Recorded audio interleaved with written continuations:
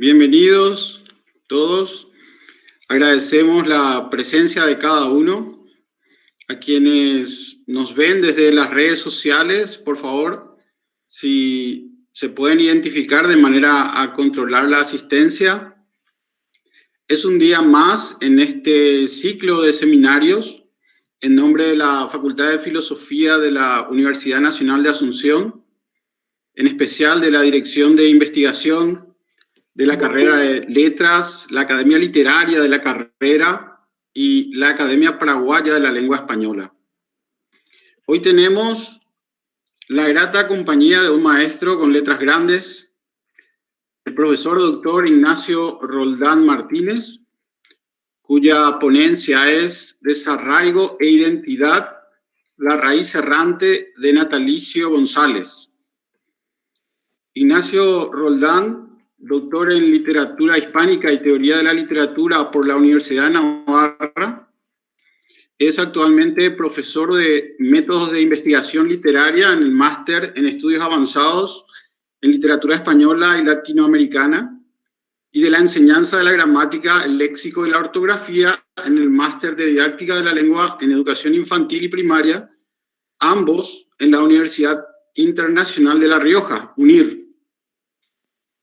El doctor Roldán es autor del libro Gabriel Casaxia y Aleguá, Espacio e Identidad, y de varios artículos o capítulos de Teresa Lamas y también sobre José Luis Appleyard. Ha publicado estudios sobre humanidades digitales y sobre educación. Es miembro del Grupo de Investigación, Innovación, Identidad y Literatura en Español. Ha intervenido en congresos con ponencias sobre María Luisa Artecona y sobre la poesía religiosa también de José Luis Appleyard. El doctor Ignacio Roldán vivió en Paraguay durante 20 años. Se desempeñó como profesor en el nivel medio y universitario. Sobre todo estuvo involucrado en varias maestrías de la Universidad Nacional del Pilar, de la Universidad Nacional de Ciudad del Este, de la Universidad Nacional de Asunción y de la Universidad Autónoma de Asunción. Fue coordinador pedagógico también de la primera experiencia piloto One Laptop per Child en Paraguay. El doctor Ignacio Roldán es actualmente miembro del comité científico de la Facultad de Filosofía. Colabora con la facultad desde hace un tiempo, por eso también le estamos muy agradecidos. Y hay otros detalles de su vida que es bueno saber. Él se casó con una paraguaya, tiene hijos paraguayos. Él está radicado en Madrid, desde allí nos va a dar la conferencia. Fue mi maestro en literatura, por eso también estoy muy agradecido con él y tengo el honor hoy de presentarlo. Por eso, profesor, adelante con su disertación. Muy bienvenido. Bien, muchas gracias. Perdona, no te voy a llamar profesor, te voy a llamar Óscar, porque ya estábamos comentando antes de empezar esta sesión que te conocí cuando estabas de cineforista. Y por los años que me has dicho debías tener 16 años, así que Óscar, pero es que además con Óscar pues trabajé ¿cuántos años? Trabajamos juntos en los colegios, pues un montón de años. Llegamos a tener uno de los mejores planes de lectura de Paraguay. ¿Te acordás, Óscar? Bueno, y yo no sabía que te había enseñado literatura. Yo creo que la aprendiste por tu cuenta, por lo que pude leer, por lo que pude ver, por lo que has escrito, digo, la aprendió por su cuenta. O a lo mejor me robaste mis apuntes y yo no me enteré.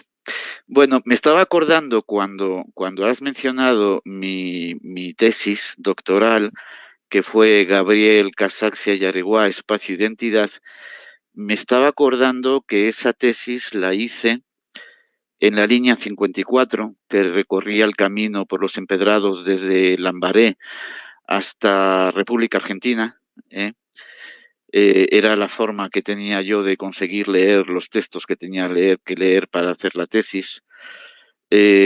También con esos niños que has mencionado, o sea, los hijos y los hijos de mi señora, por supuesto, trepándome por la espalda, etcétera, etcétera, porque yo hice la tesis doctoral después de llevar pues varios años dando clase en un colegio de Asunción.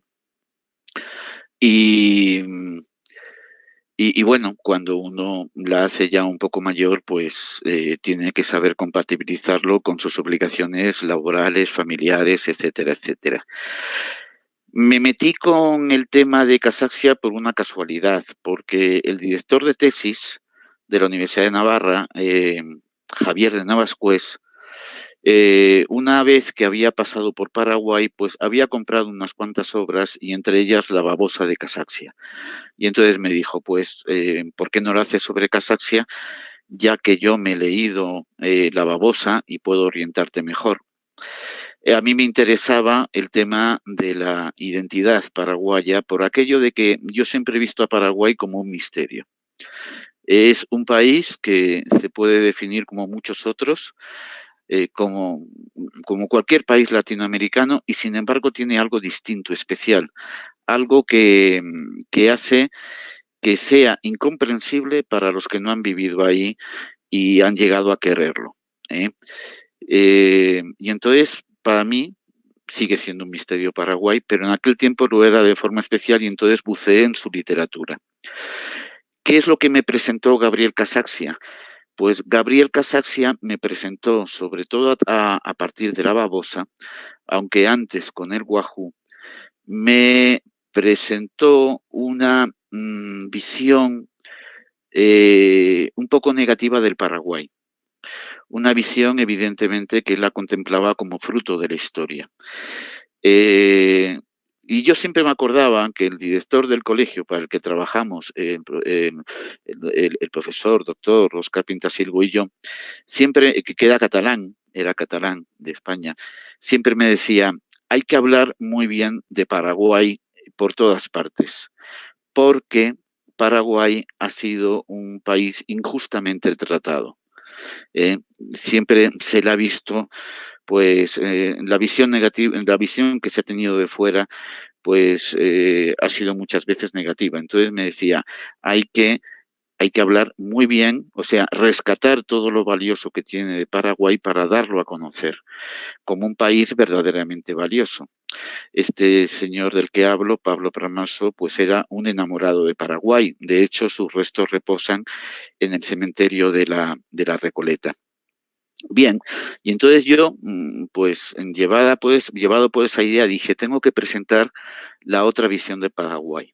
O sea, no solo la visión de Casaxia, que es una visión crítica, sino también la versión positiva del Paraguay. Y entonces descubrí una literatura idealizada, una literatura que eh, para la cual el Paraguay es como una especie de jardín del Edén. ¿eh?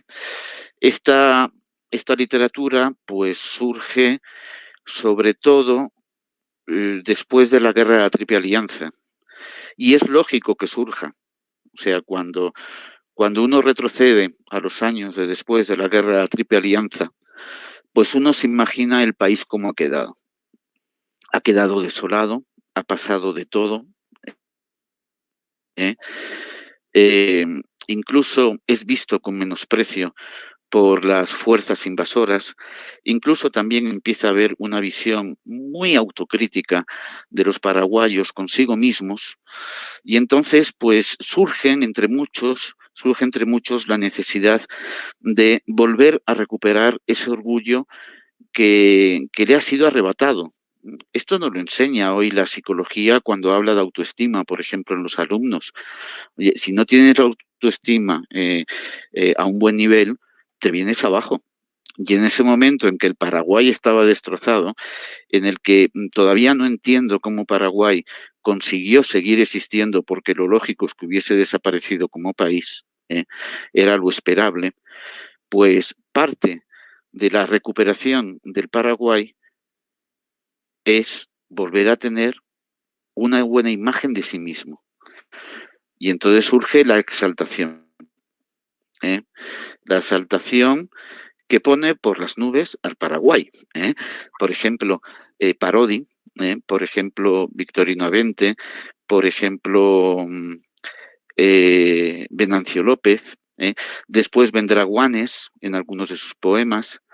También Ignacio Pane, con la mujer paraguaya, se ve clarísimamente una idealización en ese poema, una idealización que curiosamente tiene como centro a la mujer que está en íntimo contacto con la naturaleza y que se engalana con las galas de la naturaleza que le rodea. Los novecentistas continúan con esa idealización, aunque dentro de los novecentistas también empiezan a surgir pues voces que no están tan de acuerdo con la idealización. Y ahí tenemos, por ejemplo, la querella de Cecilio Báez con Oleari. Bien, después continuará en algunos textos aislados, por ejemplo, en el prólogo de Arsenio López de Cut al álbum gráfico de Paraguay de 1811, por ejemplo, también una conferencia ahora mismo se me ha ido el nombre a la cabeza y es un de Cut, uno de los de Cut, pero ya no me acuerdo cuál.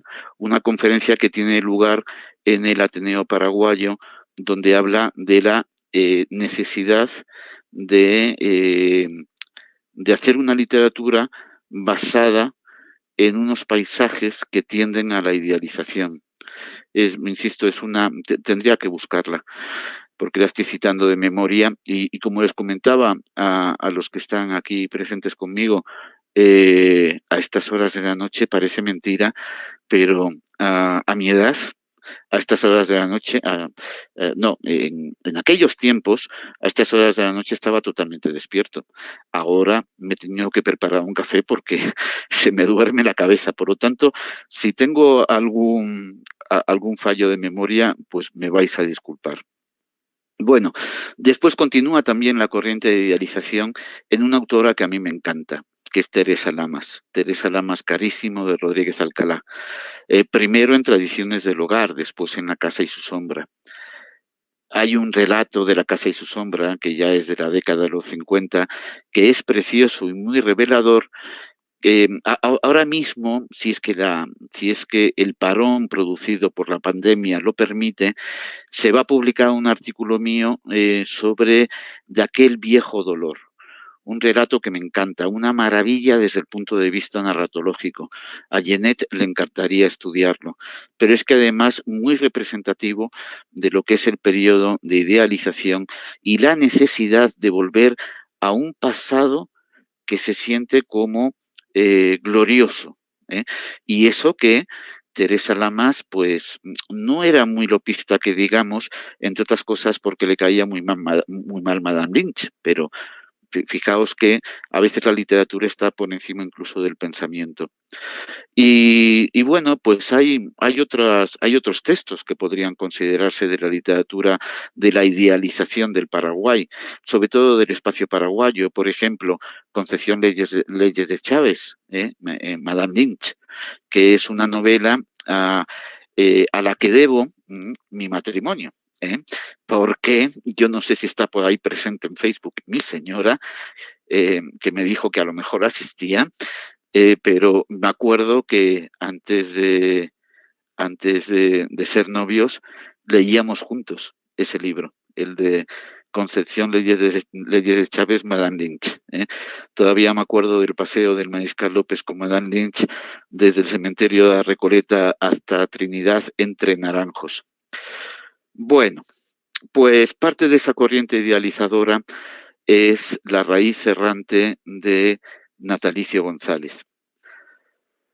Pero resulta que Natalicio González, para hacer más apasionante esta pequeña charla, pues se le ocurrió escribir la novela a lo largo de más de 10 años.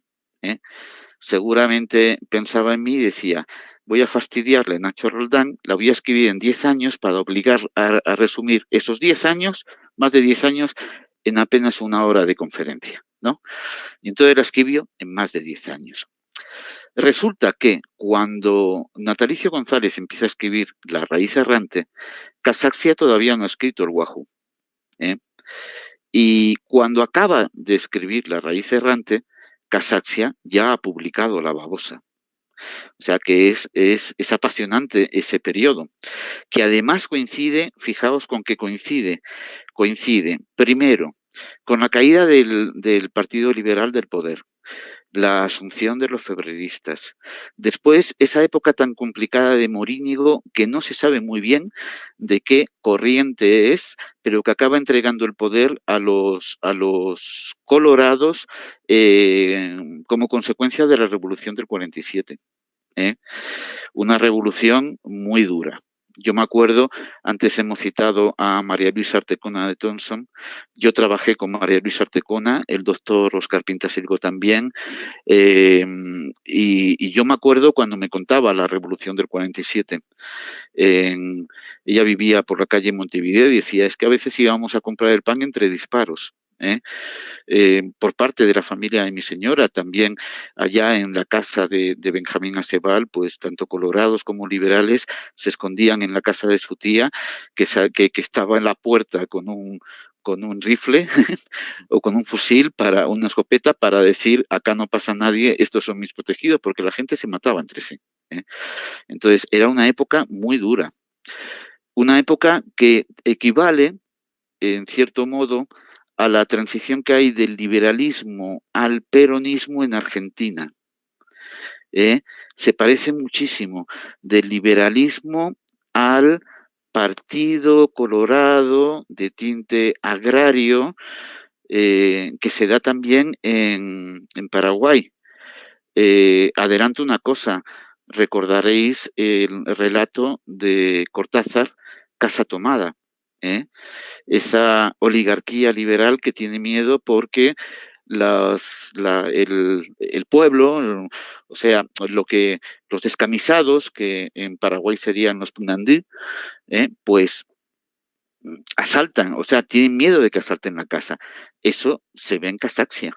El nuevo poder colorado asaltan las casas de los liberales, y los liberales, en las casas en las que subsisten, están en plena decadencia, ahí en Areguá. O sea que esas similitudes. Y no sé por qué me he ido por las ramas, seguramente porque el profesor Oscar Pintasilgo se ha olvidado de que le he dicho que me trate como una oveja, guiándome con el bastón, porque se me van las ideas. Bueno, ¿dónde estábamos? Pues estábamos en que nuestro amigo Natalicio González pues empieza a escribir la raíz errante a finales de los años 30 y la termina de escribir después de que Casaxia publica La babosa, que es el comienzo de la visión crítica, por así, de una manera ya definitiva.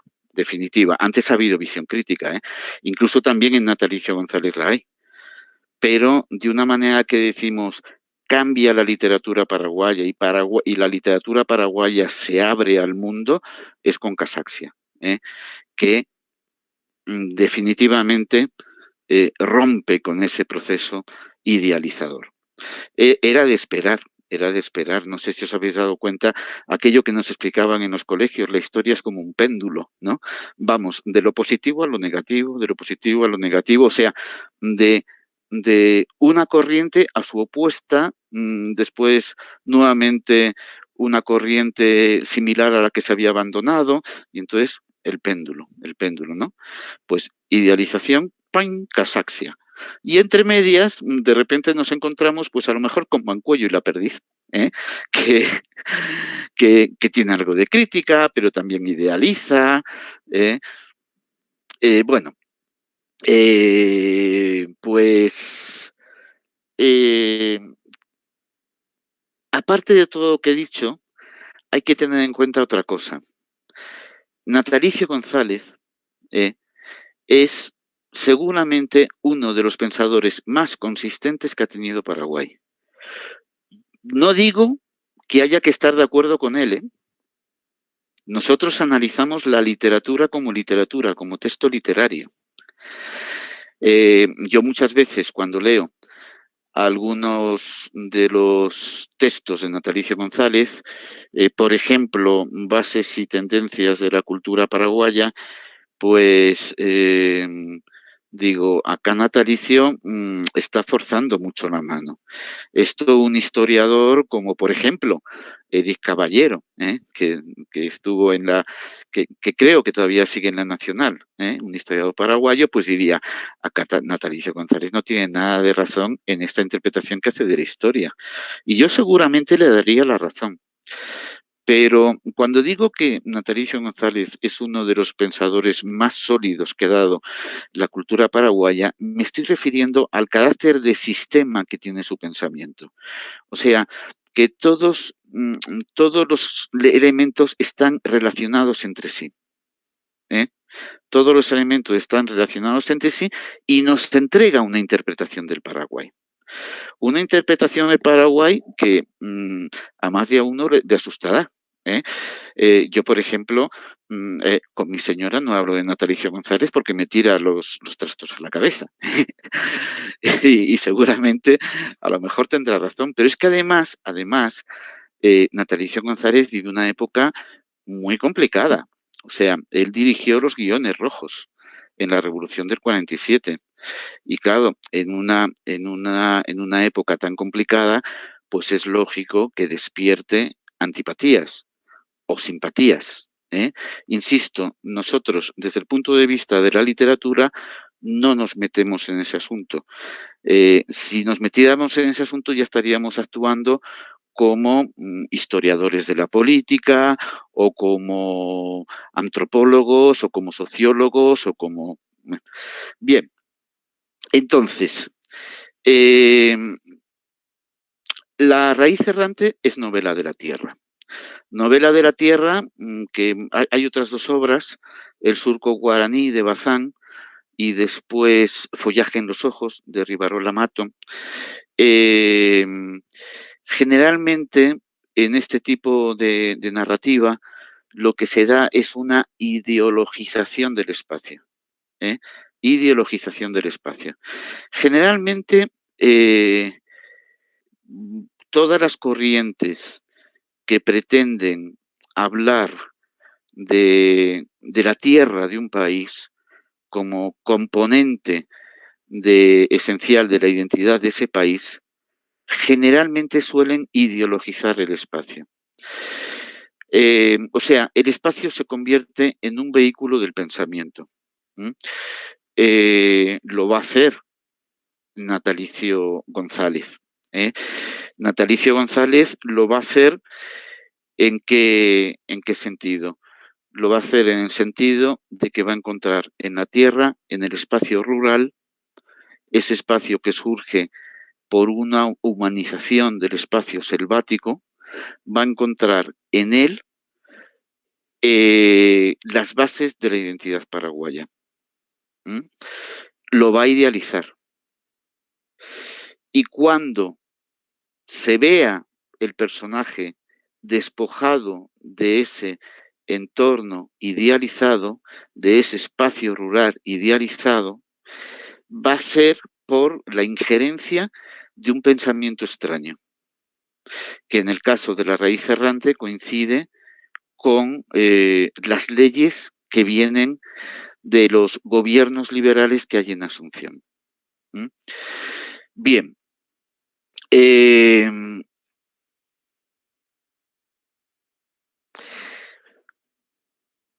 Natalicio González, cuando habla del espacio rural como el espacio que permite la relación auténtica del hombre paraguayo con su entorno, lo que está haciendo es retrotraerse a tiempos de la conquista. En concreto, se está retrotrayendo a la fundación del mancebo de la tierra, o sea, lo que en otras partes se conoce como mestizo. Esto ocurre en el siglo XVI. Después, Eso va a tener como consecuencia, ya desde tiempos de la colonia, que el auténtico hombre paraguayo sea el agricultor soldado. O sea, el agricultor que vive en un entorno rural, ¿eh? que conquista la selva y también defiende a su propia nación. El argumento, para que nos entendamos, es el siguiente. Hay una primera parte en la que Pedro, el protagonista, es descrito como un personaje que vive en un entorno idílico, el de la Villarrica rural, y en ese entorno idílico, pues conoce a María Nieves, de la cual, pues lógicamente se enamora. Bien, eh, por cierto, Natalicia González describe a María Nieves de tal forma que bastante tonto sería el que no se enamorase de ella, porque vamos, una maravilla. Bien, pero ¿qué pasa? Pasa lo siguiente, que eh, llega la orden de la capital de despojarle. ¿A través de quién? A través del juez. Y entonces, en cumplimiento de la ley que viene de la ciudad, pues Pedro es despojado de su propiedad, de su culata Yobay. Después veremos bien lo que es. Es despojado y entonces tiene que irse. Por eso lo de la raíz errante. En la segunda parte, la novela no es que tenga segunda parte, yo digo que tiene segunda parte porque localizo esas dos partes. En la segunda parte, pues Pedro acaba en las selvas del Alto Paraná, en concreto, trabajando como mensú para una compañía yerbatera. Pues la trágica existencia de los mensú. Que por cierto también fue retratada en la novelística argentina, sobre todo la novelística del norte de Argentina. Bien, ahí está como esclavo y bueno, no voy a contar el final porque supongo que hay muchos que no han leído la novela y por tanto, pues a pesar de que estamos en una clase de literatura y tengo derecho a contarlo, pues no quiero fastidiarles. Y tampoco importa mucho el final para lo que tengo que decir, porque realmente la tragedia ya ha ocurrido a mitad de la novela. O sea, Pedro ha sido despojado de sus tierras, ha sido despojado de su culata Yobay. Bien, son dos partes. Dos partes que en la primera predomina la descripción.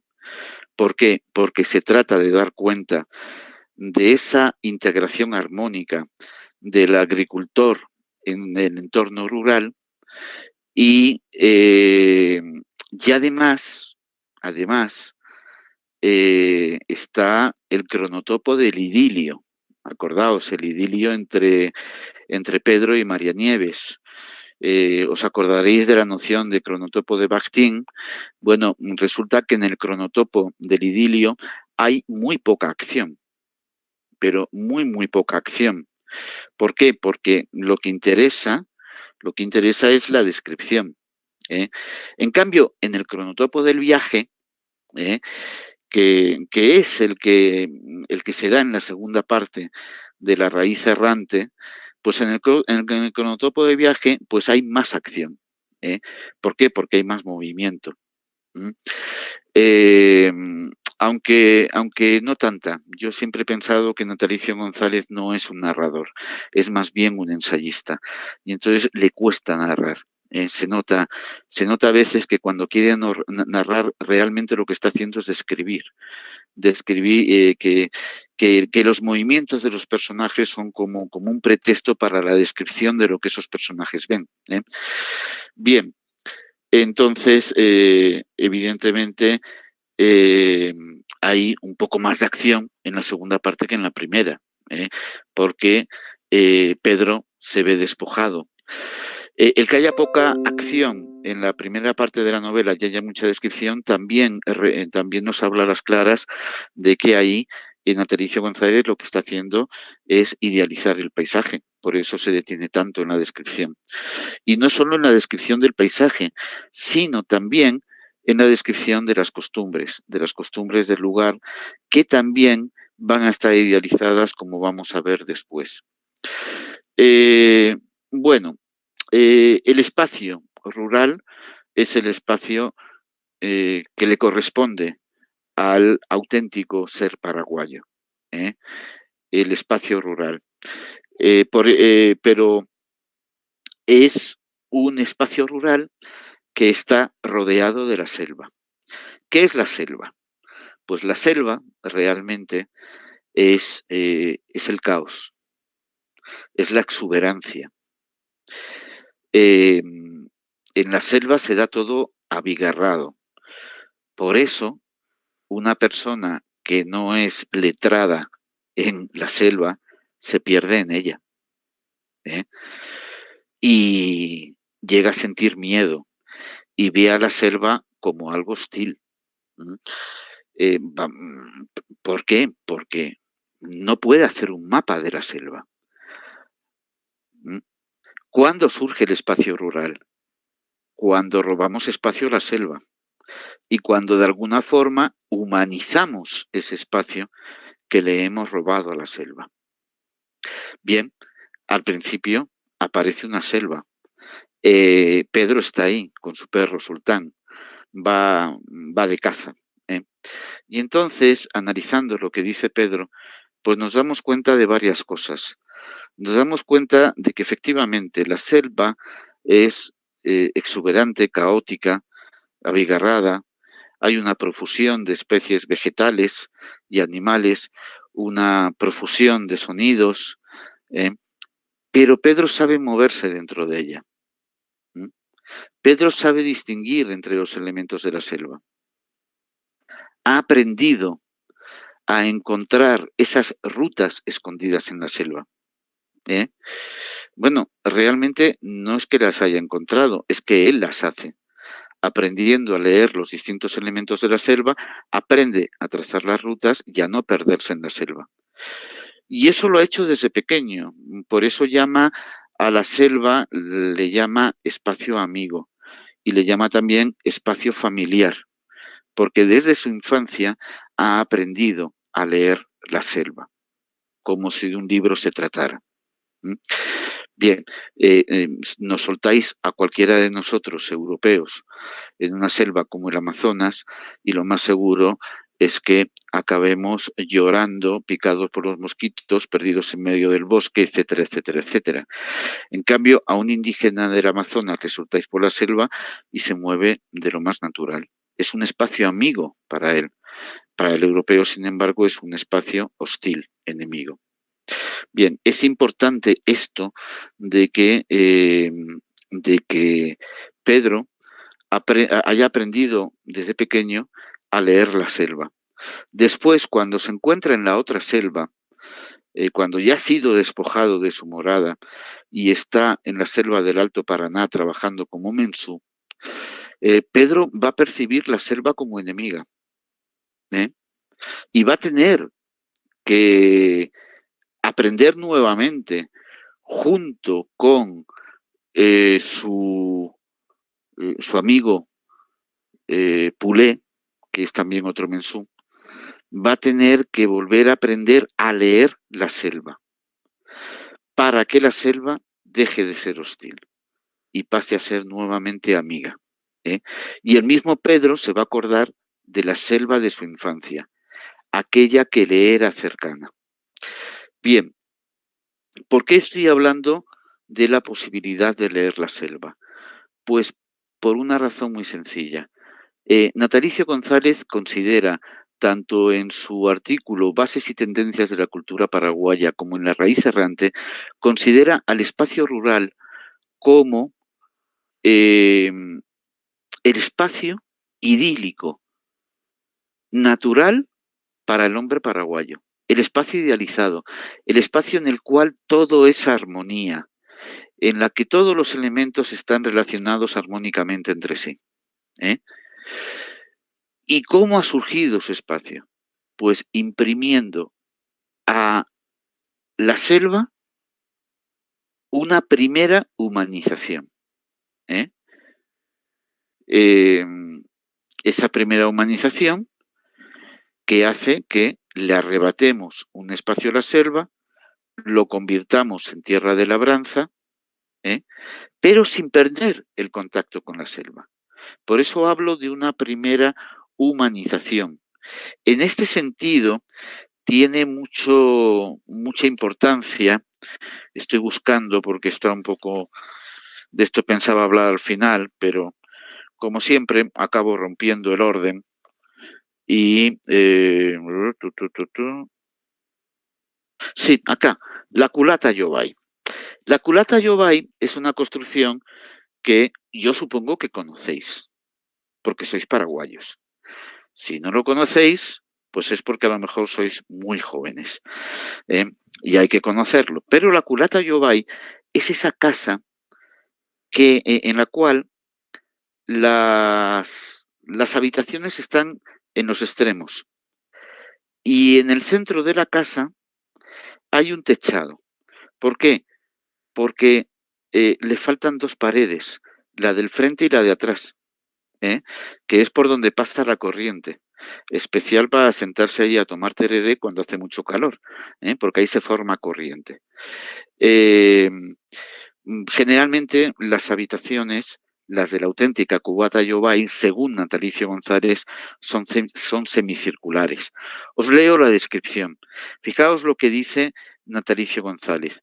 La culata Yobay, que es la casa del agricultor, del campesino, en ese espacio natural idealizado, es una casa como un árbol, pensó Pedro por la noche. Lo pensó así por las labores que requieren planta y casa para dar de sí cuanto el hombre les exige. Pero la verdad es que aquellos ranchos de la campaña paraguaya formaban parte viviente del paisaje. En su construcción entraban la madera de los bosquecillos del lugar, la paja de los campos vecinos, la roja tierra donde crece el maíz y hunde las potentes raíces en lapacho. Eran sencillamente un fragmento humanizado de la naturaleza de la región. O sea, la naturaleza está en contacto directo con la tierra. Surge de la tierra lo mismo que surge un árbol. En ella se emplean los materiales de la selva circundante, pero no es un espacio salvaje, sino un espacio, un fragmento humanizado de la naturaleza de la región. Describe así la culata Yobay. El rancho de Pedro, a semejanza de casi todas las casas de la campaña, miraba al naciente y su cuerpo central se reducía a un galpón totalmente abierto hacia las llanuras y los bosquecillos del este y del oeste. O sea, Natalicio González coloca la culata Yobay perfectamente orientada. El aire en ese galpón central tiene que penetrar siguiendo la dirección este-oeste, mientras que las estancias están orientadas al norte y al sur. En las adyacencias estaban las habitaciones, una a cada extremo, con forma de media luna, pues ambos extremos del rancho eran semicirculares. Bien, por cierto, estas culata Yobay están diseminadas en el espacio de Villarrica. Diseminadas, a veces un poquito juntas, formando pequeños grupos, pero en principio diseminadas. Esto no quiere decir que estén aislados, para nada. El agricultor no se aísla, y no se aísla por una razón muy sencilla, porque forma parte de la colectividad, o sea, se inserta en la colectividad de... del entorno rural. Voy a hablar un poquito de esa colectividad ideal pero antes quiero aclararos una cosa. Hay un segundo grado de humanización en la vivienda paraguaya, que son las mansiones coloniales. Yo a veces pienso, bueno, acá Natalicio hace trampa, porque claro, con esas mansiones coloniales, que son las que han llegado, algunas de ellas, pocas, yo creo que en Pilar quedan muchas más, eh, que han llegado al siglo XX, al siglo de Natalicio, pues no las puede dejar de lado. Y entonces habla de ellas como una segunda humanización. Y introduce también, hay un motivo que a mí me gusta mucho, que es el del jardín, el jardín de las mansiones coloniales. Me gusta porque yo siempre me imagino a Paraguay como un jardín. ¿eh? De hecho, creo que uno de mis libros lo termino así, diciendo que el Paraguay es un jardín. Bien, y habla del jardín y habla también de que ya en la ciudad, en las ciudades del interior, pues empiezan a hacerse calles, a dividirse en manzanas, donde está en las mansiones coloniales. ¿eh? Es un segundo grado de humanización, también muy paraguayo para Natalicio González. Ahora, lo que Natalicio no aguanta son esos chalets modernos que considera como casitas en un pesebre. Claro, las casitas en un pesebre, que son esas casitas de quita y pon. O sea, esas casitas no tienen raíces que penetren en la tierra, como pueden tener las mansiones coloniales o la culata yobay del agricultor. ¿eh? Bien, eh, el agricultor está inserto de forma armónica en el espacio natural, en el espacio rural, que es una primera humanización de la selva. Pero también está inserto de forma armónica en la colectividad. Esta colectividad pues se caracteriza lo mismo que en un espacio natural armónico los elementos se relacionan entre sí de una manera maravillosa, ideal, pues en la colectividad, en una sociedad utópica, los elementos se relacionan entre sí de una forma armónica. ¿eh? De esto se ha escrito mucho en Paraguay hablando de las misiones jesuíticas, que de alguna forma pues estaban inspiradas en la utopía de Tomás Moro. Por cierto, hoy es la fiesta de Tomás Moro. ¿eh? Una fiesta muy importante para Paraguay, porque sí es cierto lo que dicen, pues de ahí surgió la inspiración para las misiones jesuíticas. Y acordaos las descripciones que se nos hacen de las misiones jesuíticas. Todo estaba perfectamente armonizado, o sea, todos los elementos encajaban, ¿eh? Pero de una forma maravillosa, una sociedad perfecta, ¿eh? Perfecta, utópica, y a lo mejor por eso desapareció. Bien, pues la colectividad de la nación errante también es así, ideal, utópica. ¿Y cuáles son los motivos que nos pueden hablar de esa integración armónica entre los elementos? Pues principalmente tres. Uno, la música; otro, la fiesta; otro, la relación hombre-mujer. ¿eh? La, el trabajo, el trabajo colectivo, pues el trabajo colectivo se da, por ejemplo, en la molienda de la mandioca, que describe muy bien Natalicio González a partir del capítulo 2.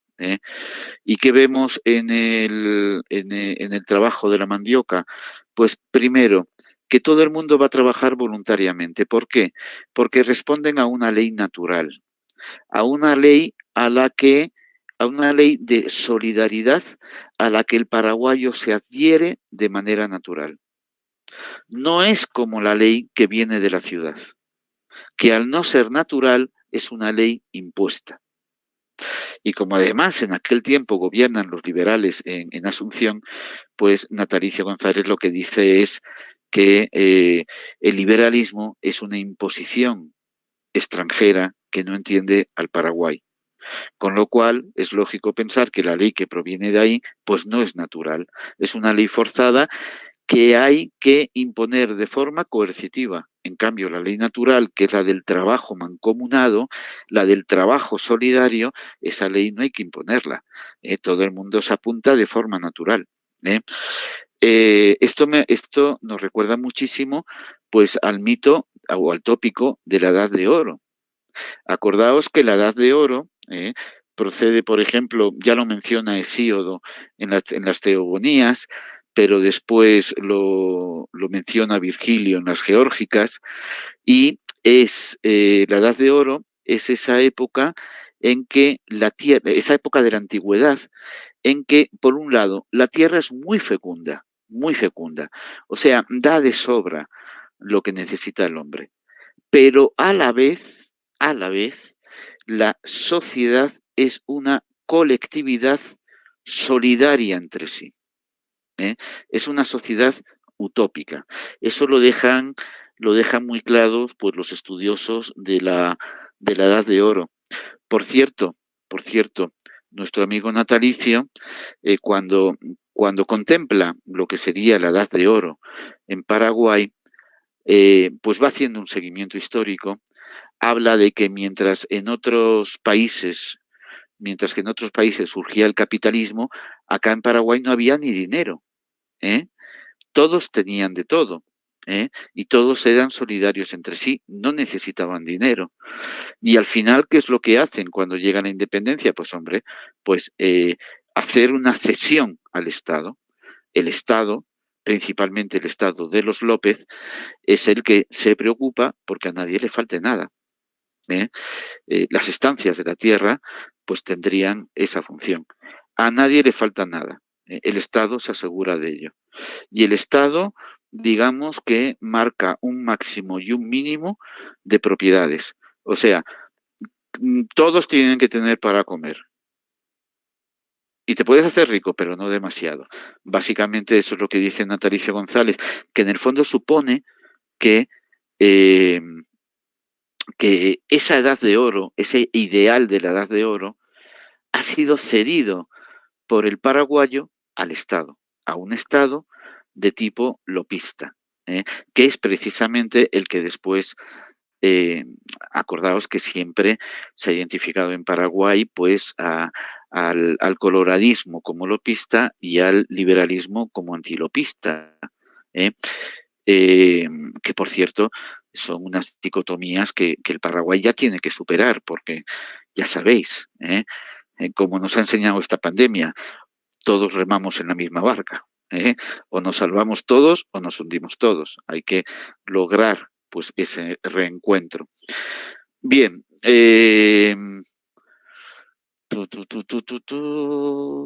bueno, pues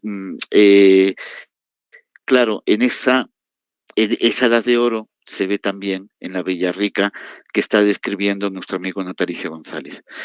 En concreto, en la molienda de la mandioca. La molienda de la mandioca, que voy a repetir varias veces la palabra mandioca, mandioca, mandioca, mandioca, porque acá en España, cuando voy a comprar mandioca, tengo que pedir yuca. Y a mí me fastidia pedir yuca cuando quiero pedir mandioca. Pero todos los latinos llaman a la mandioca yuca. Y yo a veces para fastidiar pues voy al supermercado y pido mandioca.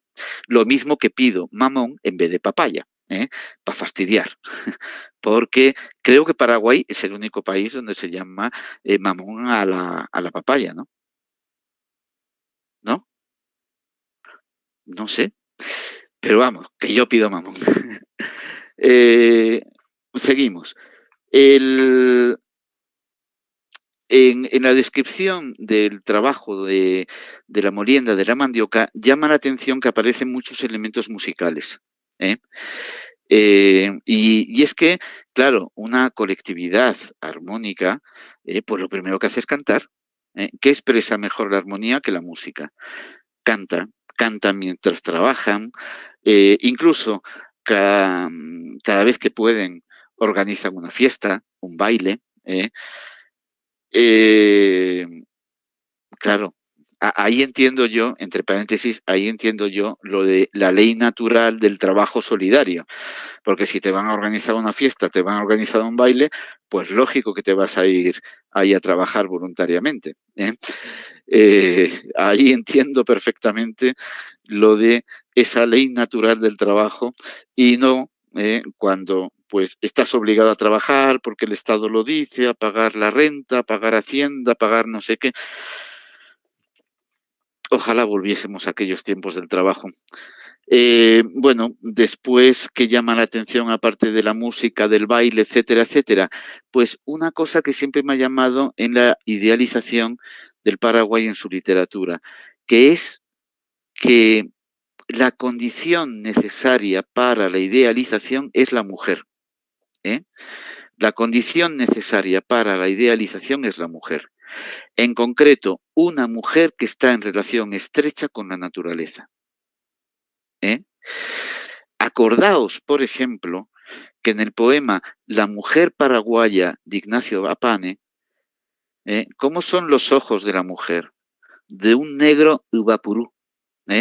Esas frutitas negras de las cuales la tía de mi señor hacía un vino delicioso, allá en Benjamín Acebal. Yo solo una vez lo probé. El Ibapurú, o sea, la comparación continua de los rasgos de la mujer bella con elementos de la naturaleza. Hay una escena donde Pedro pues se dedica a lanzarle piropos, requiebros, a nuestra amiga María Nieves. Y le dice cosas como la siguiente. Pedro decía: he visto una blanca flor del aire, mecida por la brisa de la tarde, luciendo su gracia en el seno del bosque. Así brilla la sonrisa en tu boca. O sea, la sonrisa de María Nieves es como una blanca flor en el aire, mecida por la brisa de la tarde. Realmente es bonito. Después dice: forma un arco gracioso el brote de los helechos, y es grata la música de los arroyos en la montaña. Pero es más grato el sonido de tu voz, y más gracioso el arco de tus cejas. Nuevamente, fijaos, a mí jamás se me ocurriría comparar el arco de las cejas con el arco gracioso del brote de los helechos. Tenía una vista maravillosa, natalicio. Hombre, la música con los arroyos, pues sí que la comparo. La rosa es más bella cuando amanece bañada de rocío. ¿Qué mujer nos embellece cuando escucha dulces alabanzas? O sea, los piropos de Pedro son como el rocío que embellece a quién, a la flor. ¿Y quién es la flor? ¿Quién es la rosa? Pues María Nieves. Bueno, ojalá todos los piropos fueran así, porque hay piropos que más que piropos son merecedores del Código Penal. Bueno, hay un madrigal que compone Natalicio González, madrigal guaireño. Celebraré en el modo paraguayo el saleroso encanto de tu rostro y la estética airosa de tu cuerpo, innata en la beldad de nuestra tierra. Ensalzaré la gloria del espíritu que decora tu gracia femenina, poblando tus jardines interiores de blancos lirios y encarnadas rosas. O sea, la interioridad de la mujer está poblada de blancos lirios y encarnadas rosas. Compararé tu frente pálida y tersa a la menguante luna y el arco de tus cejas al brote de helecho. Acá ya se ha repetido, Se ve que le gustó la imagen y la utilizó tanto en el poema como en la novela. Bueno, y esto se da, pero muchísimo se da en la literatura paraguaya. Bien es cierto que cuando dice Natalicio González, celebraré en el modo paraguayo, está exagerando, porque la comparación de la mujer con la naturaleza pues se ha hecho siempre. Al fin y al cabo, ¿cuántas veces se ha comparado, por ejemplo, a la mujer como una flor? Pero ese comparar a la mujer, o sea, la diferencia ahí que hay es que en el proceso de idealización del Paraguay en su literatura, la mujer, como en el poema La mujer paraguaya de Ignacio Apane, es la condición necesaria para la inserción armónica en un espacio idealizado. No es ninguna tontería. No es ninguna tontería. Al fin y al cabo, el espacio del jardín ha sido siempre un espacio femenino, ¿eh? El espacio donde la mujer cultiva la naturaleza. De hecho, si uno recorre las carreteras, las rutas que van por Paraguay, a veces viendo las casitas que hay a lo largo de la ruta, se sorprende del cuidado que hay con esas flores que están plantadas delante de la casa. Y entonces uno dice, pero una casa tan humilde como esta, y sin embargo, qué esplendor que tienen esas pocas flores que están ahí plantadas, ¿eh? Y que es obra casi siempre de la mujer, ¿eh? Casi siempre. A pesar de eso, yo he conocido a hombres que son auténticos entusiastas de las flores. Por ejemplo, don Lucas, que vivía a media cuadra del hospital de Lambaré, ¿eh? Lleno de flores. Pero sí es cierto, la mujer siempre se ha identificado con el jardín. Y Paraguay, en el fondo, es un jardín. Un jardín, una naturaleza cultivada. Una naturaleza cultivada, pero todavía reconocible, que es lo que sería esa primera humanización de la que hablábamos cuando hablábamos de Pedro. Y se nos ha ido el tiempo, quedan 4 minutos, y entonces os preguntaréis, ¿y el desarraigo? Hombre, si la casa es como un árbol plantado, si la culata Yobay es como un árbol plantado, pues evidentemente el desarraigo es la expropiación, la expoliación que sufre el campesino por parte de la ciudad, que es el que le hace ir como raíz errante. Raíz que, claro, fuera de su tierra ha perdido su vitalidad. Por lo tanto, solo le espera un destino trágico. Evidentemente, todo el mundo idealizado se viene abajo. Por eso yo antes decía, esa visión crítica que presenta Gabriel Casaxia, también la presenta Natalicio González. Solo que Natalicio González habla como partidario de una ideología, la colorada, que siempre se ha manifestado como agraria, mientras que Casaxia está asumiendo la visión de los liberales que han caído en desgracia, que están en decadencia, desterrados en Areguá. En el fondo, los dos presentan algo similar, un desarraigo, solo que las víctimas son distintas. Bien, pues es todo lo que tenía que decir. Bueno, tenía que decir muchísimo más, pero me alegro de que haya sido 1 hora, porque si hubiésemos seguido más tiempo, pues dentro de media hora ya no sabríais ni de qué estaba hablando, porque me hubiese ido por las ramas, porque iban surgiendo un montón de temas. Al final he acabado haciendo la charla esta, pues prácticamente de forma improvisada, porque todo lo que tenía escrito, pues se me han ido las hojas de acá para allá, ya no sabía dónde encontrar las cosas, y entonces yo creo que así es mejor. No sé qué dice el profesor Óscar Alberto Pientasillo. Muchísimas gracias, profesor doctor Ignacio Roldán. Excelente disertación. Se nota tu amor por la tierra guaraní, la literatura paraguaya.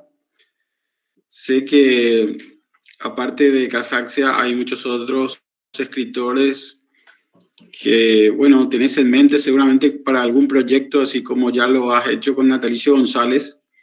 Este escritor paraguayo que vivió entre 1897 y 1966, que venía también de una sencilla familia rural, ¿no? Y que su padre también se dedicó a la agricultura, a la ganadería. Y bueno, su madre también, sencilla, pero muy sabia, dicen los libros. Y bueno, en su adolescencia también Natalicio estuvo con otros poetas villarriqueños que formaron como esa trilogía lírica, le decían, Manuel Ortiz Guerrero y también Leopoldo Ramos. Y bien, nos ha sacado un poco, o recordado más bien a otro gran escritor paraguayo. Y tengo una pregunta personal, pero después vamos a leer las preguntas también que han puesto. Hizo un natalicio González una aldea, así que luego se volvió como universal, así como lo han hecho Macondo y Tapé, teniendo en cuenta a García Márquez o a Roa Bastos, en cuanto a presentar un modelo de espacio para después decirlo, bueno, esto es replicable como sociedad.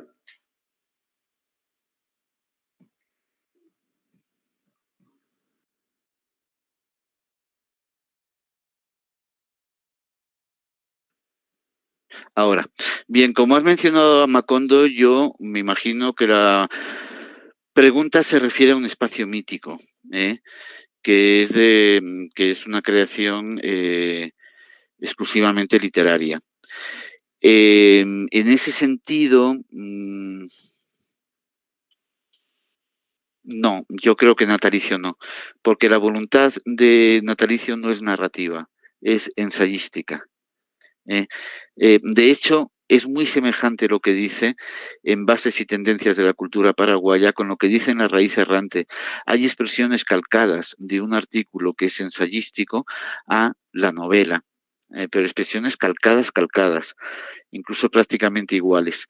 Eh, mm, Estaba pensando si el Areguá de Casaxia se podría considerar un espacio mítico. Yo creo que no. Yo creo que no.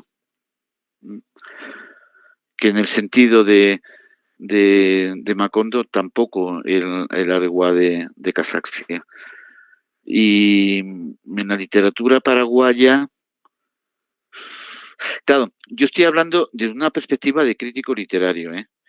O sea, para mí un espacio mítico como el de Macondo tiene que tener unas características determinadas.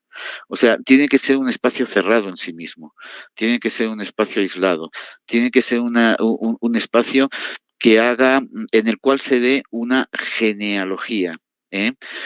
Tiene que ser un espacio que de alguna forma signifique una cosmovisión determinada, una explicación mitológica del mundo. Y en ese sentido no. ¿Más preguntas? Sí, tenemos otras preguntas ya en Facebook. Dice, por ejemplo, Iván Sosa, Sí. ¿es posible encontrar reminiscencias o establecer alguna relación entre la conferencia texto, el escritor argentino y la tradición de Borges, que por ejemplo habría influido en el laberinto de la soledad de Octavio Paz, en la obra de Natalicio? La respuesta es ni idea, porque Es, tendría que leerme esos artículos, o sea, tendría que tenerlos delante y no los tengo. En estas cosas, vamos a ver, no somos capaces de leernos la cantidad de documentación que hay por ahí. Entonces, hay algunas preguntas que dependen de la casualidad de que uno haya leído justamente pues ese artículo o esa obra. ¿Eh? Lo que sí puedo aprovechar es para decir, ya que he hablado de Octavio Paz, la relación que hay entre Natalicio y México. ¿Eh? Natalicio, pues cuando llega Stroessner, en un momento determinado le nombran embajador en México. Era una forma de quitárselo de en medio, como se quitaron de en medio, por ejemplo, a Epifanio Méndez Fleitas, ¿no? Entonces le mandan embajador a México y bueno, realmente lo que sufre es un exilio. Uh-huh. Y ahí tiene su círculo cultural, su círculo de amistades.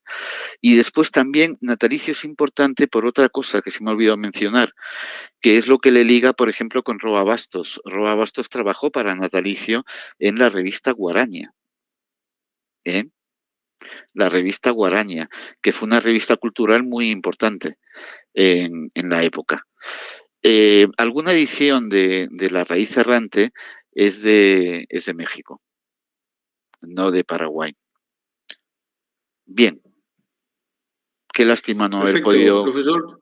podido contestar. Oye, a la pregunta esta que no he podido contestar, siempre Sí, cabe la sí. posibilidad de que se ponga en contacto con vosotros y me mandéis la pregunta.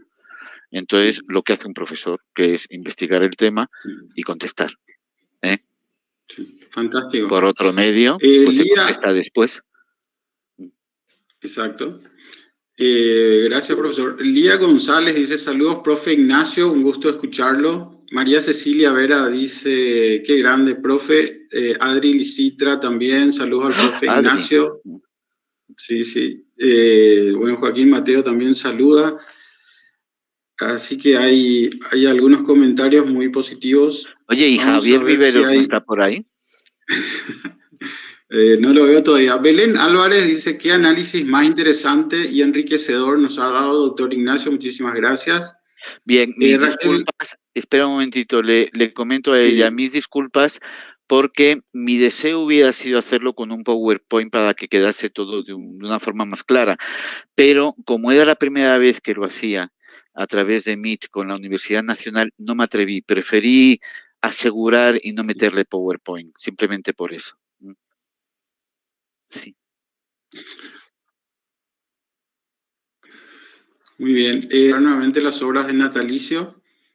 Estos son los comentarios que van llegando. Y dentro de la sala hay unas profesoras que también querían hacer algunas preguntas. Si la profe Esther González,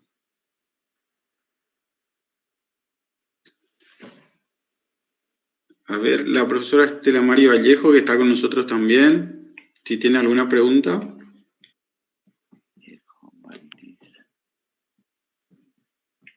Está también la profe Marilis. Belén Álvarez dice, yo conozco la casa culata Yobay, pero desconocía esa parte que eran semicirculares, dice. Yo también, yo nunca he visto semicirculares. Recuerdo la casa de Benjamín Acebal, de la tía de mi señora, que también era tipo Culatayobay, pero no era semicircular. ¿eh? Yo hasta ahora no he visto ni siquiera en fotografía, pero me fío de Natalicio González, digo yo.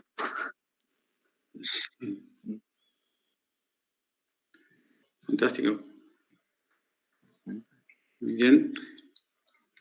Tenemos otra pregunta. Saro Vera había escrito un libro que se llama El paraguayo, un hombre fuera de su tiempo. Sí. ¿Piensas que el paraguayo también está fuera de su tierra? No entiendo bien la pregunta, pero por lo que pero por lo que me sugiere, a ver si acierto. Yo creo que en estos momentos el paraguayo es un hombre fuera de su tierra. Y lo voy a decir a costa de parecer políticamente poco correcto. El paraguayo está siendo despojado de su tierra, primero de sus bosques, después de su tierra, por las grandes extensiones de plantación de soja. También de su dinero. No siempre ese dinero va para Paraguay.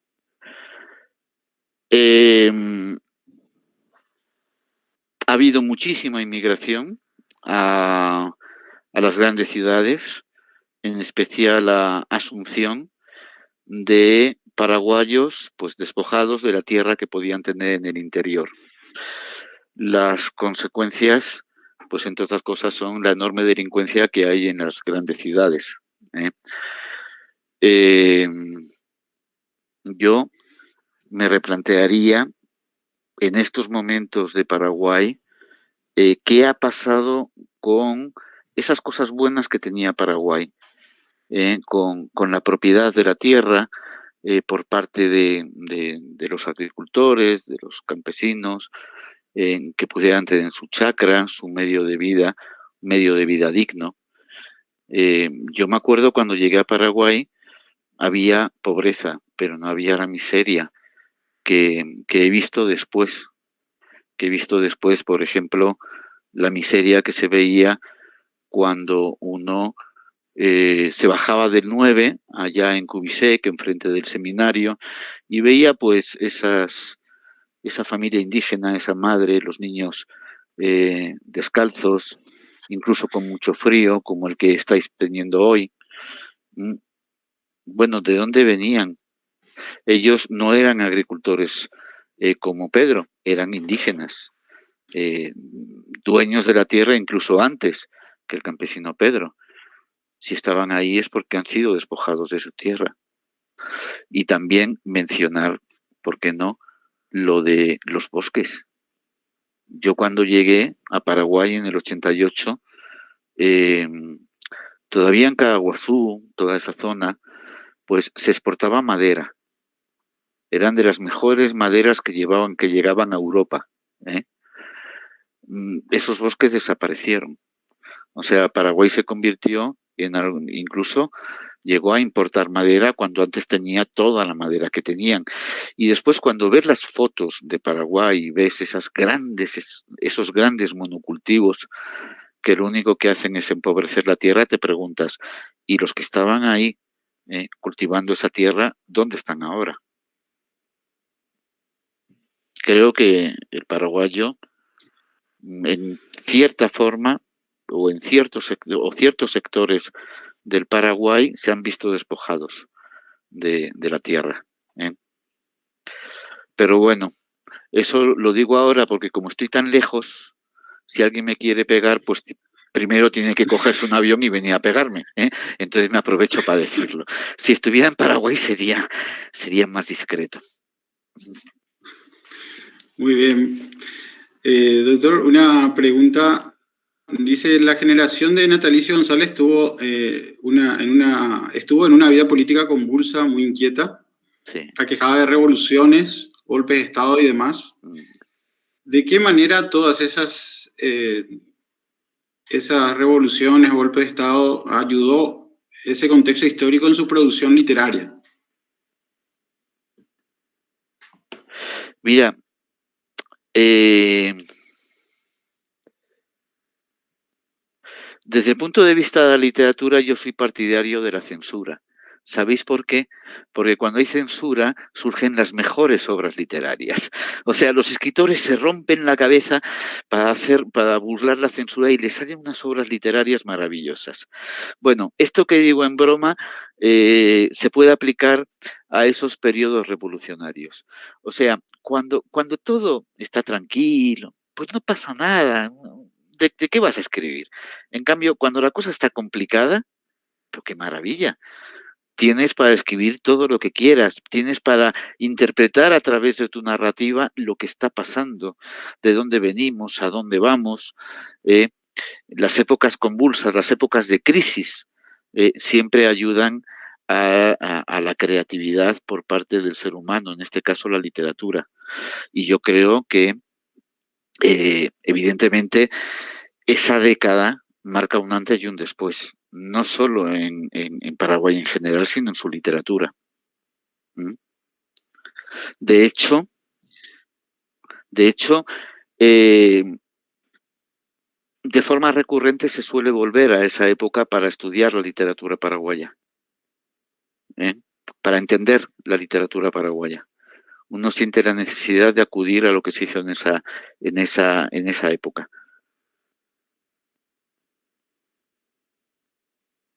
Señor Oscar Pintasilgo, usted tenía una pregunta personal que hacerme. Bien. Sí, exacto. Pero voy a dejar para el final. Hay otra pregunta que dice que los recuerdos del autor que vio transcurrir su infancia en la ciudad de Villarrica, si realmente es natalicio del personaje de la raíz errante, teniendo en cuenta su vida personal.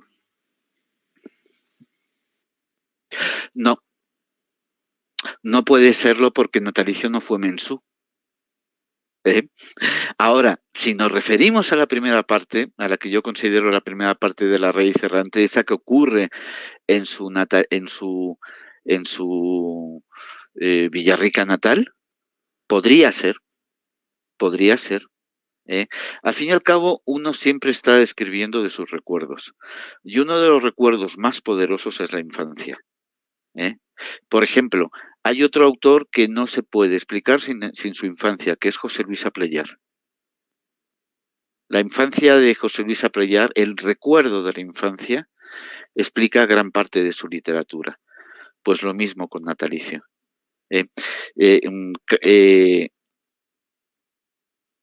El mismo, me estaba refiriendo a Pleyar, ¿no? El mismo Casaxia, hay algunas partes donde recuerda su infancia en Areguá.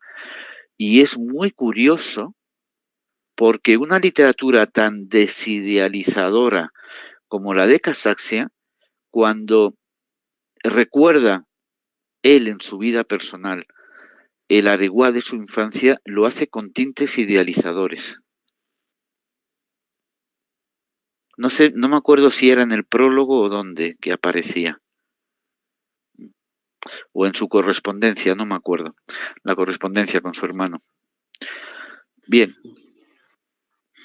Bien, algunos críticos literarios dicen que Natalicio González es indigenista y a la vez nacionalista. ¿Hasta qué punto se puede ver eso en La raíz errante? Lo del indigenismo en principio no puede verse, porque Pedro es mestizo, es el mancebo de la tierra. El mancebo de la tierra es lo que es el protagonista del pensamiento y de la obra literaria de Natalicio González. El otro era nacionalista, ¿no? Nacionalista, por supuesto. Yo creo que hasta la exageración. ¿Por qué hasta la exageración? Pues porque hay explicaciones que da que no se corresponden con la historia. Por ejemplo, cuando habla de por qué en Paraguay no había dinero, da una explicación que parece que es que el Paraguay decidió no tener dinero, y no fue eso. Fue simplemente por las circunstancias históricas del Paraguay. O sea, hay que contemplar al Paraguay como un país que renuncia a la riqueza, entre otras cosas, porque no se encuentran piedras preciosas, a pesar de que se buscaron hacia el este. Garay, por ejemplo. Se llegó a hablar incluso de piedras preciosas en la antigua Villarrica, porque no nos olvidemos que Villarrica tiene 3 emplazamientos a lo largo de la historia, según va huyendo del empuje de los bandeirantes. Si Paraguay no tuvo dinero, pues fue por otras razones distintas, pero no por las que dice Natalicio. O sea, Natalicio a veces no es un conocimiento científico el que aporta. Es un conocimiento natural, experiencial. Por eso la pregunta que nos hacía antes uno de los asistentes, ¿qué tiene de su propia vida, de la vida de Natalicio González La raíz errante? Pues eso, la experiencia, que es el conocimiento que él tiene, pues sí, porque ha leído, pero también por su reflexión empírica de lo que ve, y entonces da explicaciones sobre lo que es el Paraguay, que a mí me recuerdan mucho pues a esas conversaciones que quedan muy interesantes en un asado de domingo, donde uno se pone a filosofar. Por cierto, ¿puedo decir una cosa? Así por mi cuenta. Me permite, si por casualidad Emerenciano se ha enterado de que estaba esta charla y está presente, mis saludos. Emerenciano, me he acordado de él porque estábamos hablando de filosofar, ¿no? Como podría hacer Natalicio González. Emerenciano es un filósofo de Pilar, y de repente me he acordado de las conversaciones que teníamos y de cómo me explicaba, de cómo era Paraguay, cómo era el paraguayo, explicaciones de la historia, y de repente me ha surgido y digo, bueno, si está Emerenciano, mis saludos, y si no, que me vean diferido. Por cierto, Emerenciano fue el que me dio, mira, me acabo de acordar, fue el que me dio fotocopiado el artículo de bases y tendencias de la cultura paraguaya que yo no lo podía encontrar. Y entonces él me dijo, tengo la fotocopia, porque fue publicado en la revista Guaraña en 1948 y yo no lo encontraba. Y me lo dio él una vez que fui a Pilar. Muy bien, fantástico, profesor. Queríamos hacerte la pregunta, en realidad no es personal, es creo que también de otras personas que están presentes aquí en la sala. ¿Qué proyectos tiene Ignacio Roldán con el estudio de la literatura paraguaya?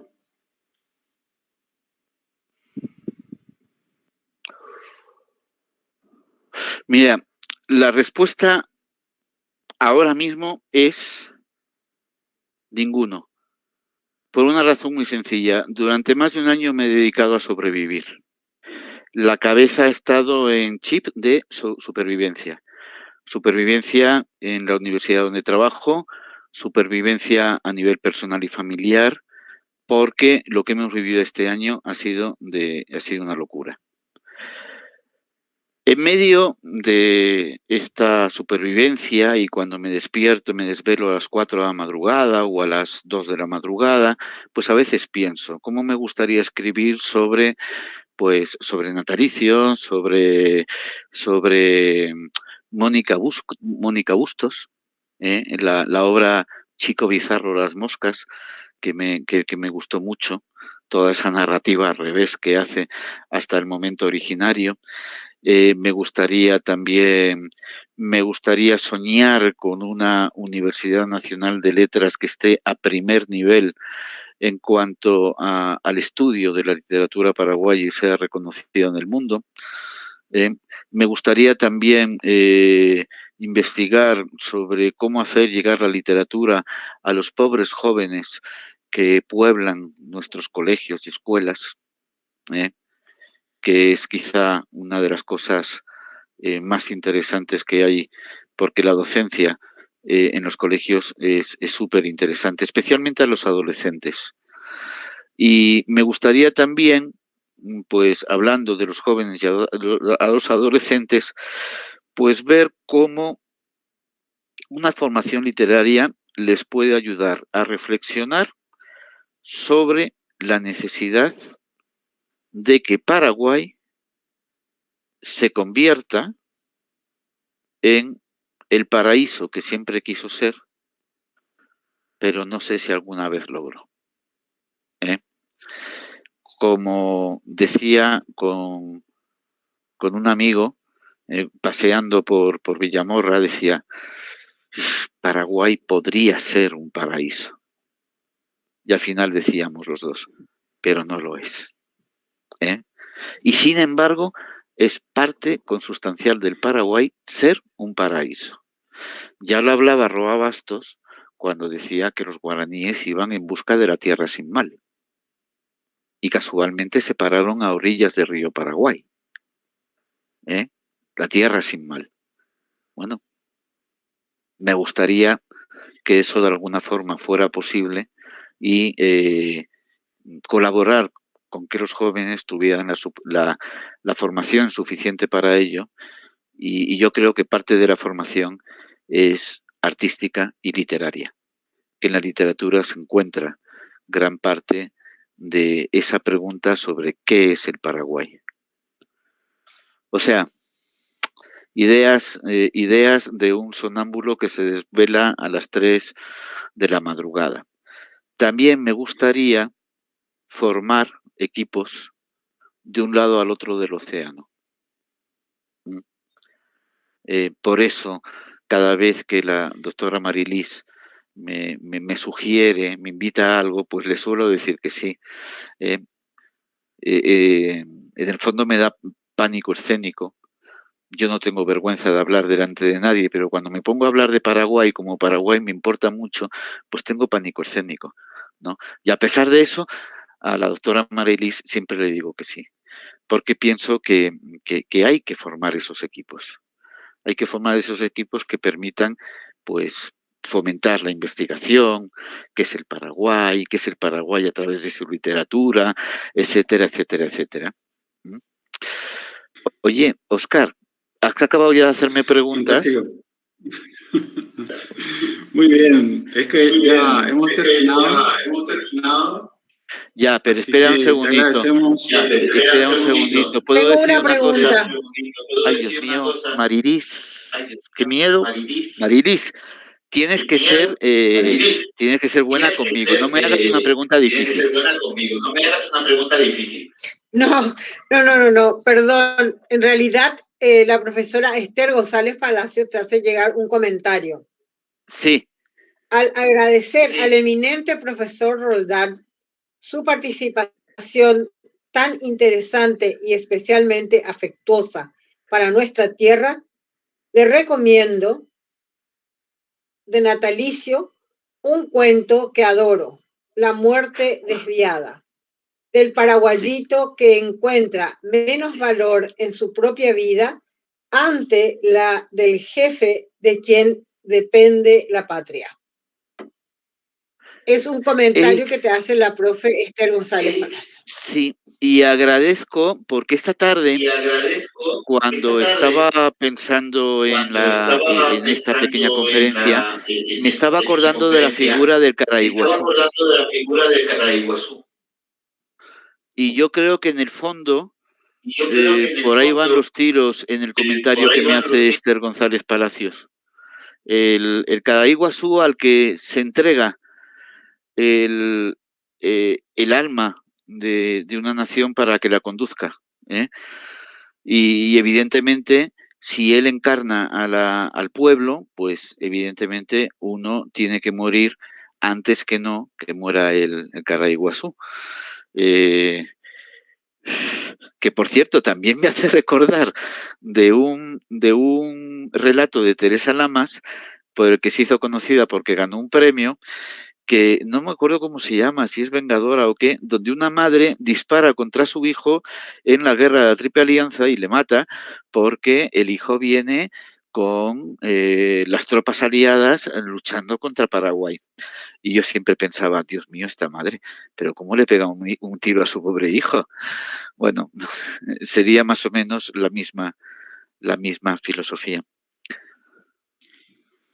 Bueno. Profesor, muchísimas gracias por su intervención, por su ponencia.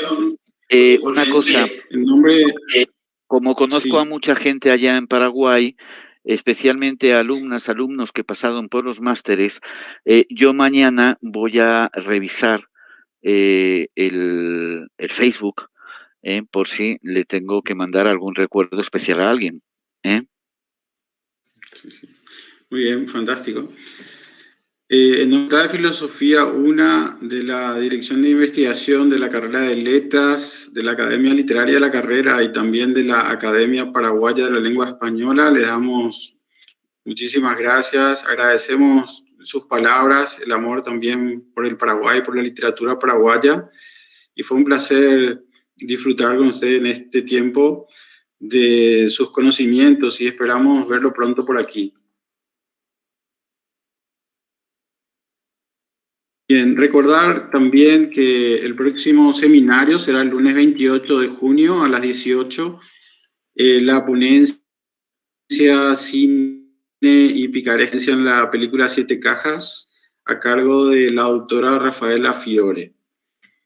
Despedimos entonces esta transmisión, agradeciendo a todos por la participación. Perdón, Óscar, has mencionado Siete Cajas de Juan Carlos Maneglia. Juan Carlos Maneglia me regaló el álbum gráfico de Paraguay 1911, el día de mi boda. Éramos vecinos allá al lado del parque, al lado del parque de Carlos Antonio López. Éramos vecinos allá por el 88 y siempre me iba a ver películas a su casa. Juntos lloramos viendo Cinema Paradiso años después. Bien, seguro la doctora Fiore va a anotar. Bueno, muchas gracias, profesor. Gracias a todos por participar. Un placer. Ha sido un placer. Adiós.